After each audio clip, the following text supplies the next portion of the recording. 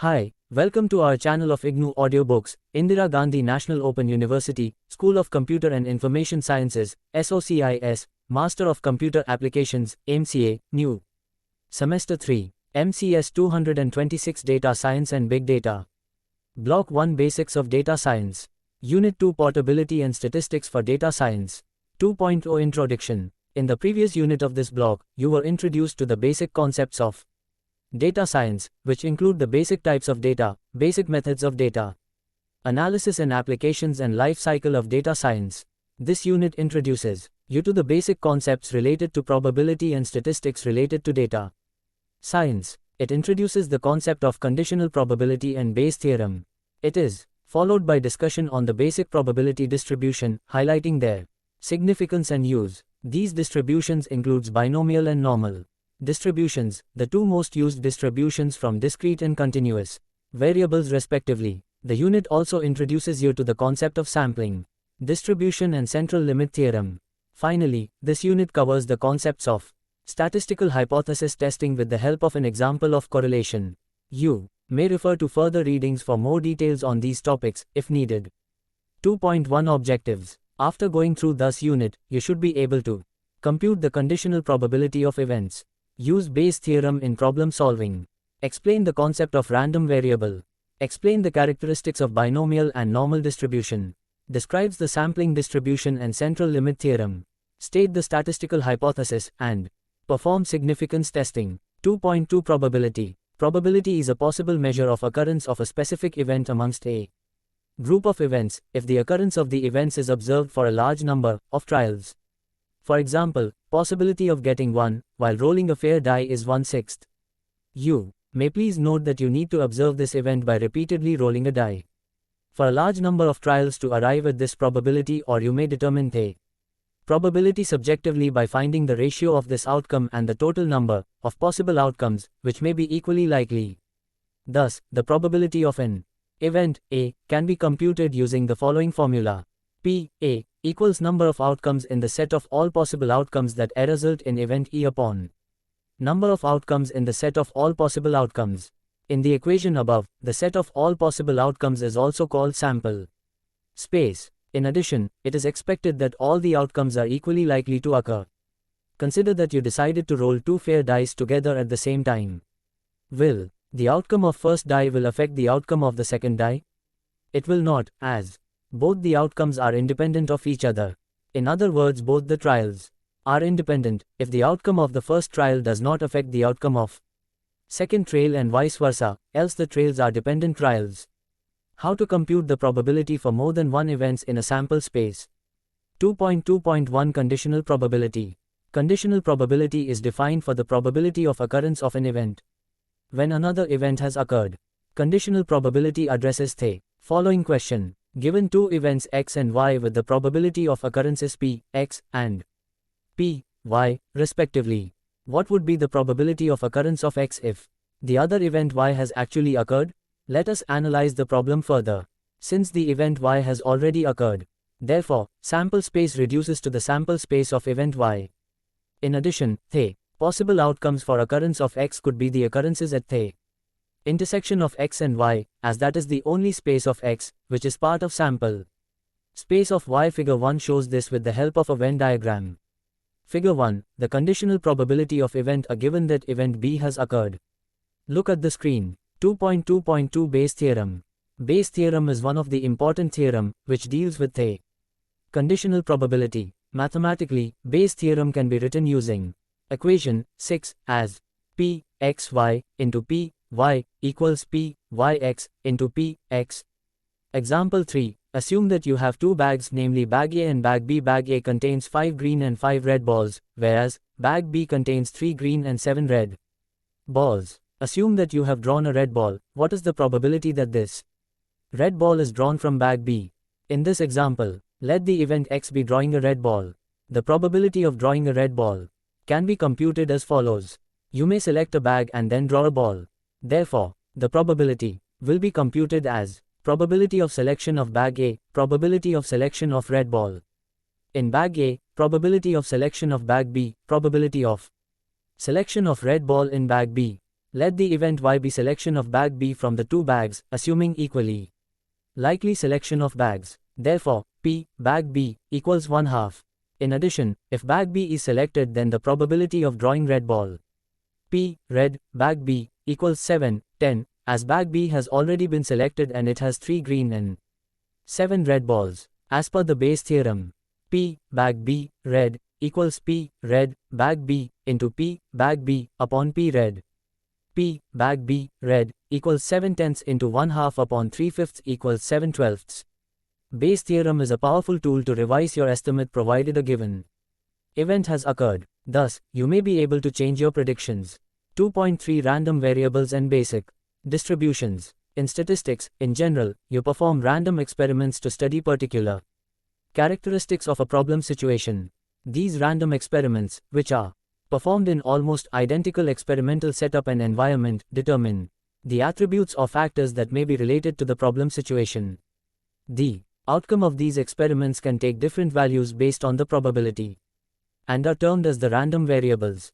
This section discusses the concept of random variables. Example 4. Consider you want to define the characteristics of random experiment toss of the coin, say 3 tosses, you selected an outcome number of heads as your variable, say x. You may define the possible outcomes of sample space for the tosses as, look at the screen, figure 2, mapping of outcomes of sample space to random variable. Using the data of figure 2, you can create the following frequency table, which can also be converted to probability. Figure 3, the frequency and probability of random variable x. The random variables are of two kinds: discrete random variable, continuous random variable. Discrete random variables, as the name suggests, can take discrete values only. Figure 3 shows a discrete random variable x. A discrete random variable, as a convention, may be represented using a capital alphabets. The individual values are represented using lowercase alphabet, e.g., for the discrete variable x of Figure 3, the discrete values are x0, x1, x2 and x3. Please note that their values are also 0, 1, 2 and 3 respectively. Similarly, to represent individual probability, you may use the value names P0, P1, P2 and P3. Please also note that the sum of all these probabilities is 1, e.g. in figure 3, P0, P1, P2, P3 equals 1. Probability distribution of discrete random variable. For the discrete random variable x, which is defined as the number of head in 3 tosses of coin, the pair, pi, for I equals 0 to 3, defines the probability distribution of the random variable x. Similarly, you can define the probability distribution for any discrete random variable. The probability distribution of a discrete random variable has two basic properties. The pi should be greater than or equal to 0, but always less than or equal to 1. The sum of all pi should be 1. Figure 4 shows the probability distribution of x, the number of heads in 3 tosses of coin, in graphical form. Figure 4, probability distribution of discrete random variable x, number of heads in 3 tosses of coin. Look at the screen. 2.3.1 Binomial distribution. Binomial distribution is a discrete distribution. It shows the probability distribution of a discrete random variable. The binomial distribution involves an experiment involving Bernoulli trails, which has the following characteristics. A number of trails are conducted, say n. There can be only two possible outcomes of a trail: success, say S, or failure, say F. Each trail is independent of all the other trails. The probability of the outcome success, S, as well as failure, F, is same in each and every independent trial. For example, in the experiment of tossing 3 coins, the outcome success is getting ahead in a trial. One possible outcome for this experiment is THT, which is one of outcome of the sample space shown in figure 2. You may please note that in case of n equals 3, for the random variable x, which represents the number of heads, the success is getting a heads, while failure is getting a tails. Thus, THT is actually failure, success, failure. The probability for such cases, thus, can be computed as shown earlier. In general, in binomial distribution, the probability of R successes is represented as, look at the screen, distribution of a discrete random variable, thus, is able to compute the probability of occurrence of specific number successes, as well as the mean or expected value of a random probability experiment. 2.3.2 Probability distribution of continuous random variable. A continuous variable is measured using scale or interval measures. For example, height of the students of a class can be measured using an interval measure. You can study the probability distribution of a continuous random variable also. However, it is quite different from the discrete variable distribution. Figure 5 shows a sample histogram of the height of 100 students of a class. You may please notice it is typically a group frequency distribution.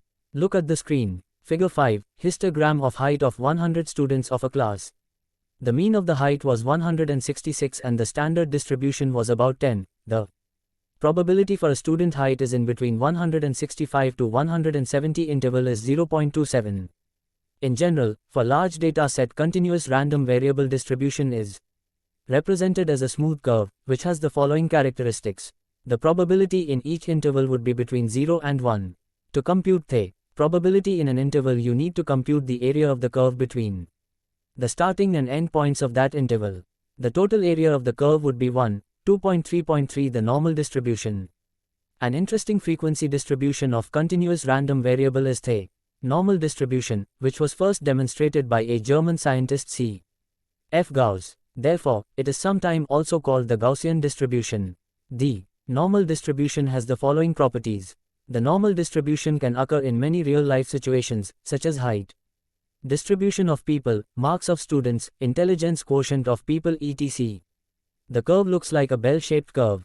The curve is symmetric about the mean value, mu, therefore, about half of the probability distribution curve would lie towards the left of the mean and other half would lie towards the right of the mean. If the standard deviation of the curve is sigma, then about 68% of the data values would be in the range mu sigma to mu sigma, refer to figure 6. About 95% of the data values would be in the range mu minus 2 sigma to mu 2 sigma, refer to figure 6. About 99.7% of the data values would be in the range mu minus 3 sigma to mu 3 sigma, refer to figure 6. Skewness and kurtosis of normal distribution is closer to 0. The probability density of standard normal distribution is represented using a mathematical equation using parameters mu and sigma. You may refer to the equation in the further readings. Computing probability using normal distribution. The normal distribution can be used to compute the z-score, which computes the distance of a value x from its mean in terms of its standard deviation. For a given continuous random variable x and its value x, and normal probability distribution with parameters mu and sigma, the z-score would be computed as z equals x minus u upon alpha. You can find the cumulative probabilities at a particular z value using normal distribution. For example, the shaded portion of the figure 7 shows the cumulative probabilities at z equals 1.3. The probability of the shaded portion at this point is 0.9032. Standard normal distribution is a standardized form of normal distribution, which allows comparison of various different normal curves. A standard normal curve would have the value of mean, mu, as 0 and standard deviation, sigma, as 1. The z-score for standard normal distribution would be z equals x minus 0 upon 1 equals x. Therefore, for standard normal distribution, the z-score is same as value of x. This means that equals plus or minus 2 contains the 95% area under the standard normal curve. In addition to normal distribution, a large number of probability distributions have been studied. Some of these distributions are Poisson distribution, uniform distribution, chi-square distribution, etc. Each of these distribution is represented by a characteristics equation involving a set of parameters. A detailed discussion on these distributions is beyond the scope of this unit. You may refer to further reading for more details on these distributions.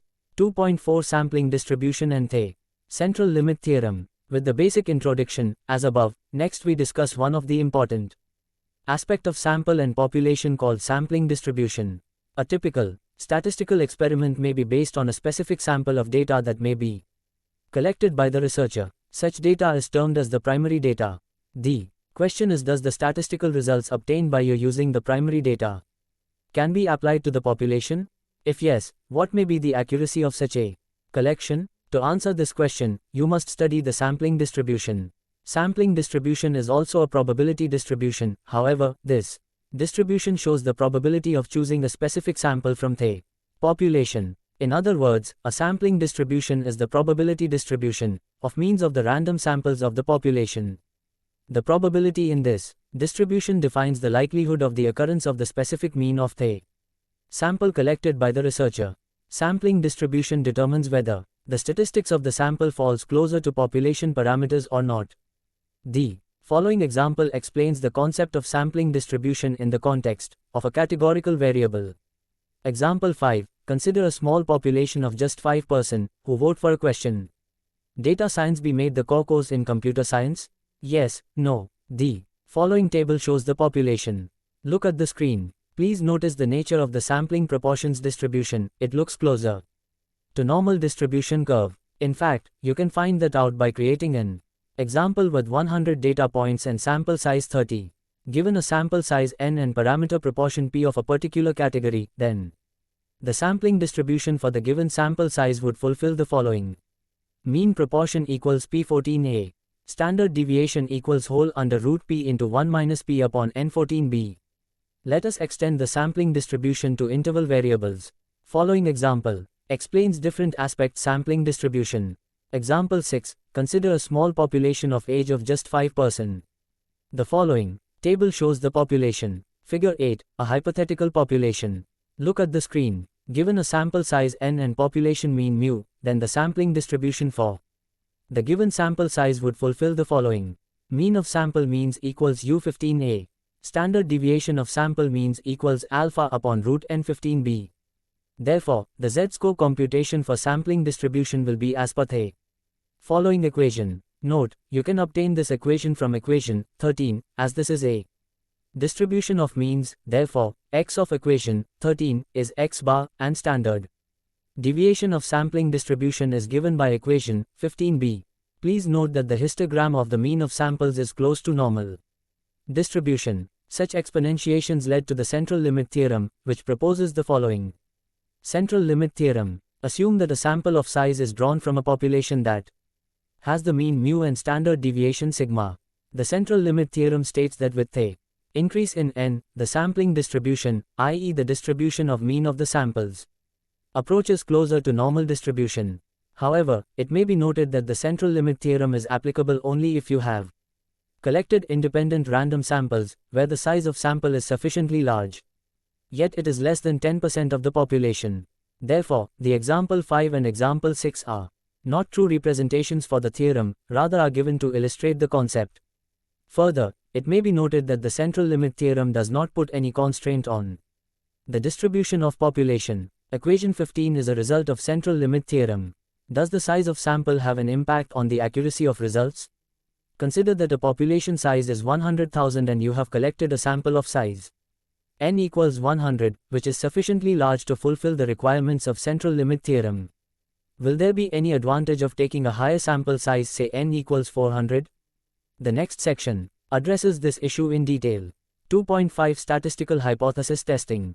In general, statistical analysis is mainly used in the two situations. S1. To determine if students of class 12 plays some sport, a sample random survey collected the data from 1000 students. Of these, 405 students stated that they play some sport. Using this information, can you infer that students of class 12 give less importance to sports? Such a decision would require you to estimate the population parameters. S2. In order to study the effect of sports on the performance of class 12 marks, a study was performed. It performed random sampling and collected the data of 1000 students, which included information of percentage of marks obtained by the student and hours spent by the student in sports per week during class 12. This kind of decision can be made through hypothesis testing. In this section, let us analyze both these situations. 2.5.1 Estimation of parameters of the population. One of the simplest ways to estimate the parameter value is a point estimation. Key characteristics of this estimate should be that it should be unbiased, such as mean or median that lies towards the center of the data, and should have small standard deviation, as far as possible. For example, a point estimate for situation S1 above would be that 40.5% students play some sports. This point estimate, however, may not be precise and may have some margin of error. Therefore, a better estimation would be to define an interval that contains the value of the parameter of the population. This interval, called confidence interval, includes the point estimate along with possible margin of error. The probability that the chosen confidence interval contains the population parameter is normally chosen as 0.95. This probability is called the confidence level. Thus, you can state with 95% confidence that the confidence interval contains a parameter. Is the value of confidence level as 0.95 arbitrary? As you know that sampling distribution for computing proportion is normal if the sample size, n, is large. Therefore, to answer the question asked above, you may study figure 13 showing the probability distribution of sampling distribution. Since you have selected a confidence level of 95%, you are expecting that proportion of the sample, PBAR, can be in the interval population proportion, P. 2, standard deviation, to population proportion, P2, standard deviation, as shown in figure 13. The probability of occurrence of in this interval is 95%, please refer to figure 6. Therefore, the confidence level is 95%. In addition, note that you do not know the value of P, that is what you are estimating, therefore, you would be computing. You may observe in figure 13 that the value of P will be in the interval 2, standard deviation, to 2, standard deviation. The standard deviation of the sampling distribution can be computed using equation 14b. However, as you are estimating the value of P, therefore, you cannot compute the exact value of standard deviation. Rather, you can compute standard error, which is computed by estimating the standard deviation using the sample proportion, PBAR, by using the following formula. Standard error, STERR, equals whole root P bar into 1 P bar by N 2.5.2 significance testing of statistical hypothesis. In this section, we will discuss about how to test the statement S2. Given in section 2.5, a number of experimental studies are conducted in statistics with the objective to infer if the data support a hypothesis or not. The significance testing may involve the following phases. 1. Testing precondition on data. Prior to performing the test of significance, you should check the preconditions on the test. Most of the statistical tests require random sampling, large size of data for each possible category being tested, and normal distribution of the population. 2. Making the statistical hypothesis. You make statistical hypothesis after the parameters of the population. There are two basic hypotheses in statistical testing: the null hypothesis and the alternative hypothesis. Null hypothesis either defines a particular value for the parameter or specifies there is no difference or no change in the specified parameters. It is represented as H0. Alternative hypothesis specifies the values or difference in parameter values. It is represented as either H1 or HA. We use the convention HA. For example, for the statement S2 of section 2.5, the two hypotheses would be H0. There is no effect of hours of study on the marks percentage of 12th class. HA. The marks of class 12 improves with the hours of study of the student. Please note that the hypothesis above is one-sided, as your assumption is that the marks would increase with hours of study. The second one-sided hypothesis may relate to decrease in marks with hours of study. However, most of the cases the hypothesis will be two-sided, which just claims that a variable will cause difference in the second. For example, two-sided hypothesis for statement S2 would be hours of study of students makes a difference. It may either increase or decrease the marks of students of class 12th. In general, one-sided tests are called one-tailed tests and two-sided tests are called two-tailed tests. In general, alternative hypothesis relates to the research hypothesis. Please also note that the alternative hypothesis given above is one-way hypothesis, as it only states the effect in terms of increase of marks. In general, you may have alternative hypothesis which may be two-way, increase or decrease, less or more, etc. 3. Perform the desired statistical analysis. Next, you perform the exploratory analysis and produce a number of charts to explore the nature of the data. This is followed by performing a significance statistical test like chi-square, independent sample t-test, ANOVA, non-parametric tests etc., which is decided on the basis of size of the sample, type, and characteristics of data. These tests generate assumes the null hypothesis to be true. A test may generate parameter values based on sample and the probability called p-value, which is an evidence against the null hypothesis. 4. Analyzing the results. In this step, you should analyze your results. As stated in Unit 1, you must not Just draw your conclusion based on statistics, but support it with analytical reasoning. As stated, correlation is used to determine the strength of linear association. But how the correlation is measured? Consider two quantitative variables x and y, and a set of n pairs of values of these variables, for example, the WSH and MP values as shown in example 9. You can compute a correlation coefficient, denoted by R, using the following equation. Look at the screen. The following are the characteristics of the correlation coefficient, R. The value of R lies between 1 and -1. A positive value of R means that value of y increases with increase in value of x and the value of y decreases with decrease in value of x. A negative value of R means that value of y increases with decrease in value of x and the value of y decreases with increase in value of x. If the value of R is closer to 1 or -1, then it indicates that association is a strong linear association. Simple scaling one of the variable does not change the correlation. Correlation does not specify the dependent and independent variables. Please remember, a correlation does not mean cause. You have to establish it with reasoning. The data of example 9 shows a positive correlation. It can be computed as follows. Mean of WSH equals 12.9, standard deviation of WSH, sample, equals 5.98980616. Mean of MP equals 76.4, standard deviation of MP, sample, equals 13.7210301.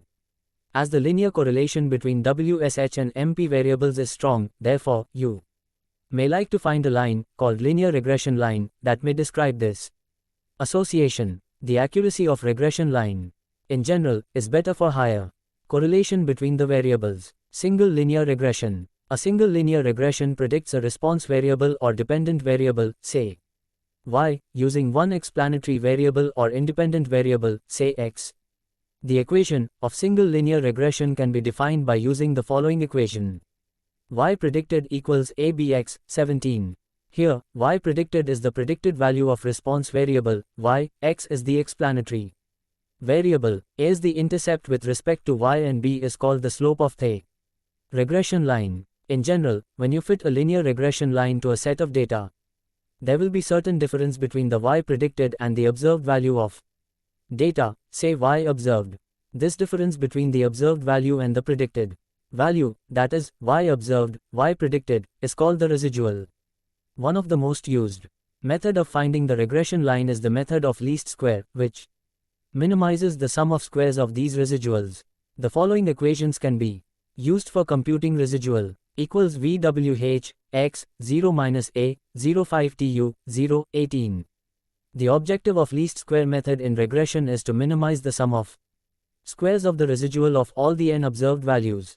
This sum is given in the following equation. Sum of residual squares equals NRE summation Ni equals 1, y observed, y predicted whole square. Another important issue with regression model is to determine the predictive power of the model, which is computed using the square of the correlation, R2. The value of R2 can be computed as follows. In case you are not using regression, then you can predict the value of y, using the mean. In such a case, the difference in predicted value and observed value would be given by the following equation. Error using mean equals y observed, y bar, 20. The total of sum of square of this error can be computed using the following equation. Total sum of square equals NRE summation Ni equals q, y observed minus y bar, whole square, 21. The use of regression line reduces the error in prediction of the value of y. Equation 19 represents this square error. Thus, use of regression results helps in reducing the error. The proportion R2 is actually the predictive power of the regression and is represented using the following equation. Look at the screen. The regression analysis results, as shown above, are discussed below. Assumptions for the regression model. O data sample is collected using random sampling, O for every value of x, the value of y in the population. Section is normally distributed. Section has same standard deviation. O the mean value if y in the population follows regression equation. 17. Various null hypotheses related to regression are. For the analysis of variance, ANOVA, output in the regression. H0a, all the coefficients of model are 0, therefore, the model cannot predict the value of y. For the intercept, H0i, intercept equals 0. For the WSH, H0 WSH, WSH equals 0. The significance F in ANOVA is 0, therefore, you can reject the null hypothesis H0A and determine that this model can predict the value of Y. Please note high F value supports this observation. The p-value related to intercept and WSH are almost 0, therefore, you can reject the null hypothesis H01 and H0WSH. The regression line has the equation MP predicted equals 48.0991 equals 2.1939 into WSH. You can compute the sum of squares, SS, using equation 19 and equation 21. The degree of freedom in the context of statistics is the number of data items required to compute the desired statistics. The term multiple R in regression statistics defines the correlation between the dependent variable, say Y, with the set of independent or explanatory variables in the regression model. Thus, multiple R is similar to correlation coefficient, R. Expect that it is used when multiple regression is used. Most of the software express the results in terms of multiple R, instead of R, to represent the regression output. Similarly, R square is used in multiple regression, instead of R2. The proposed model has a large R2, therefore, can be considered for deployment. You can go through further readings for more details on all the terms discussed above. Figure 19 shows the regression line for the data of example 9. You may please observe that residuals is the vertical difference between the marks percentage and predicted marks percentage. These residuals are shown in Figure 20. Figure 20, the residual plot. Look at the screen. 2.5.4 Types of errors in hypothesis testing. In the section 2.5.1 and section 2.5.2, we have discussed about testing the null. You fail to reject H0, as you do not have enough evidence to accept the alternative hypothesis. H0 is true. This is called a TYPEI error. You have arrived at a correct decision. H0 is false. You have arrived at a correct decision. This is called a type 2 error. For example, assume that a medicine is tested for a disease and this medicine is not a cure of the disease. You would make the following hypotheses. H0, the medicine has no effect for the disease. The medicine improves the condition of patient. However, if the data is such that for a confidence interval of 95% the p-value is computed to be less than 0.05, then you will reject the null hypothesis, which is type 1 error. The chances of type 1 errors for this confidence interval is 5%. This error would mean that the medicine will get approval, even though it has no effect on curing the disease. However, now assume that a medicine is tested for a disease and this medicine is a cure of the disease. Hypothesis still remains the same as above. However, if the data is such that for a confidence interval of 95% the p-value is computed to be more than 0.05, then you will not be able to reject the null hypothesis, which is type 2 error. This error would mean that a medicine which can cure the disease will not be accepted. For example, assume that a medicine is tested for a disease and this medicine is not a cure of the disease. You would make the following hypotheses. H0, the medicine has no effect for the disease. The medicine improves the condition of patient. However, if the data is such that for a confidence interval of 95% the p-value is computed to be less than 0.05, then you will reject the null hypothesis, which is type 1 error. The chances of type 1 errors for this confidence interval is 5%. This error would mean that the medicine will get approval, even though it has no effect on curing the disease. However, now assume that a medicine is tested for a disease and this medicine is a cure of the disease. Hypothesis still remains the same as above. However, if the data is such that for a confidence interval of 95% the p-value is computed to be more than 0.05, then you will not be able to reject the null hypothesis, which is type 2 error. This error would mean that a medicine which can cure the disease will not be accepted. Thank you for watching. We will see you in the next video with the next chapter.